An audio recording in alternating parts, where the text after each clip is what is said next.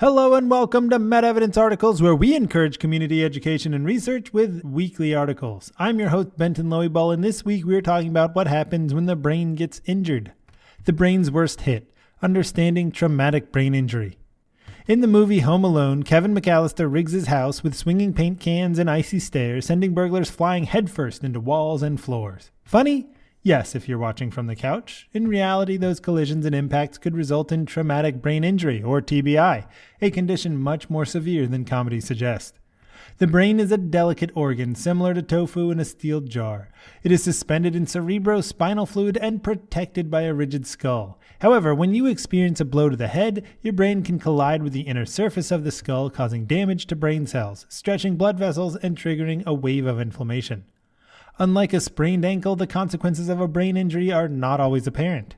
Let's break down what a TBI is, how it alters your brain, and why helmets are more functional than they appear.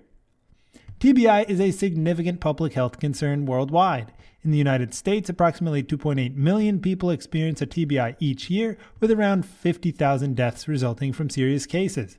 This makes it the leading cause of disability in children and young adults. It also affects older adults, especially those over 65, with falls being the most common cause of injury.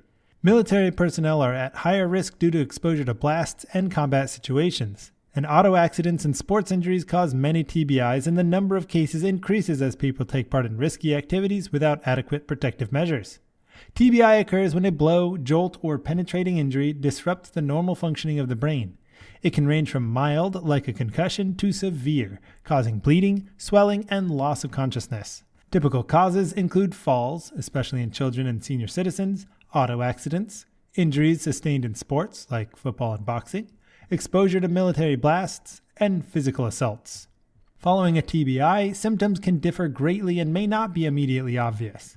Some signs include headaches, dizziness or balance issues, nausea, memory loss, confusion, mood swings or heightened irritability, increased sensitivity to light or sound, and sleep problems. Severe cases can lead to seizures, slurred speech, coma, or even death. One NFL athlete once compared experiencing a TBI to having a dimmer switch on my thoughts, flickering and unpredictable.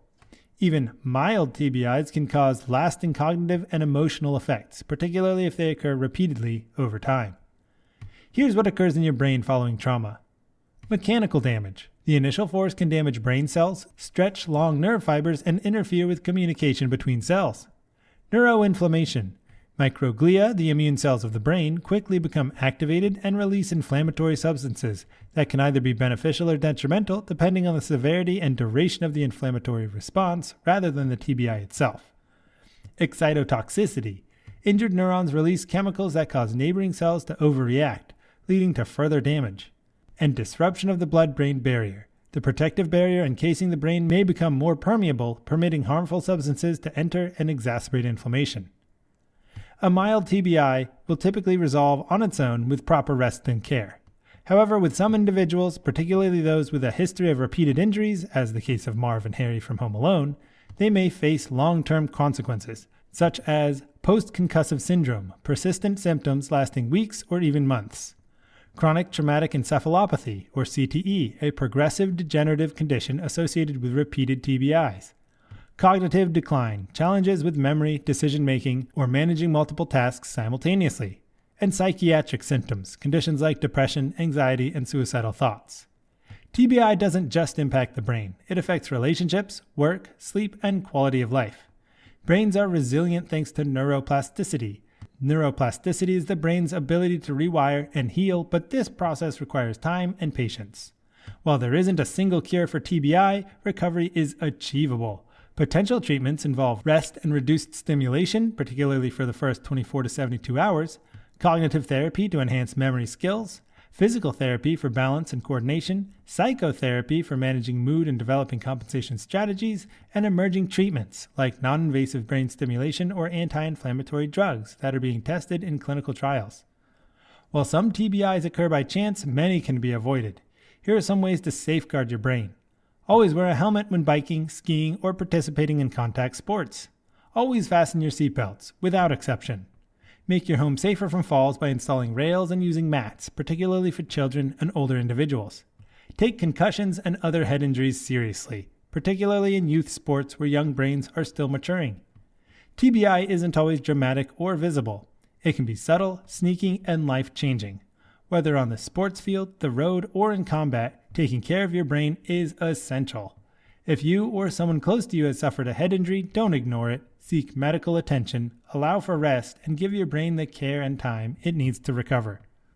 Thanks for joining us on this week's episode of MedEvidence Articles. If you'd like to know more, all of our descriptions are linked in the podcast description below. You can also visit our website at medevidence.com. MedEvidence helps answer the question of who can you trust for medical information.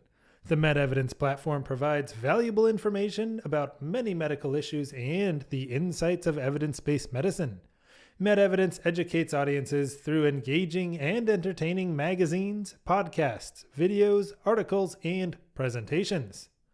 We strive to bring together diverse voices of top-level medical professionals, researchers, and experts to provide unique and engaging content that uncovers the truth behind the data. For more great content, including discussions by physicians and subject matter experts, check out the MedEvidence podcast. My name is Benton, and we'll see you next week.